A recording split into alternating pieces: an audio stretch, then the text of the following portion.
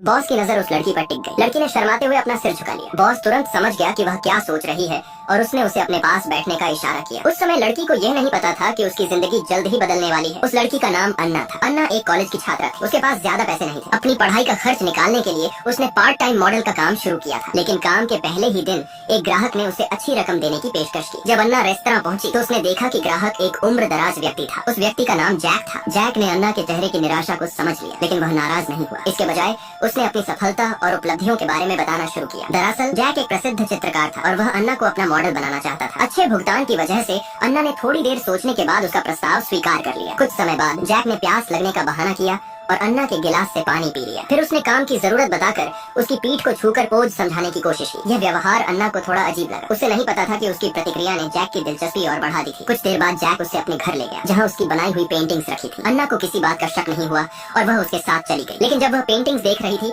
तब जैक ने उसके गिलास में कोई अज्ञात पदार्थ मिला दिया। पानी पीने के बाद अन्ना को अचानक चक्कर आने लगे। जैक ने मौका देखकर कहा कि उसे एक नया विचार आया है और वह अन्ना को मॉडल बनाकर एक खास चित्र बनाना चाहता है। अन्ना उसकी बात मान गई। जैक ने रंग और ब्रश लेकर अपना काम शुरू कर दिया। कुछ देर बाद उसने कहा कि रंग गलत जगह लग गए हैं और अन्ना को नहाकर आने के लिए कहा। अन्ना को कोई संदेह नहीं हुआ, वह नहाने चली। लेकिन उसी दौरान जैक का व्यवहार और भी संदिग्ध हो गया। जब यह सब खत्म हुआ तो अन्ना को महसूस हुआ कि उससे बड़ी गलती हो गई। वह वहाँ से निकलना चाहती थी, लेकिन हैरानी की बात यह थी कि बाथरूम का दरवाजा खुल ही नहीं रहा था, चाहे वह कितनी भी कोशिश कर ले।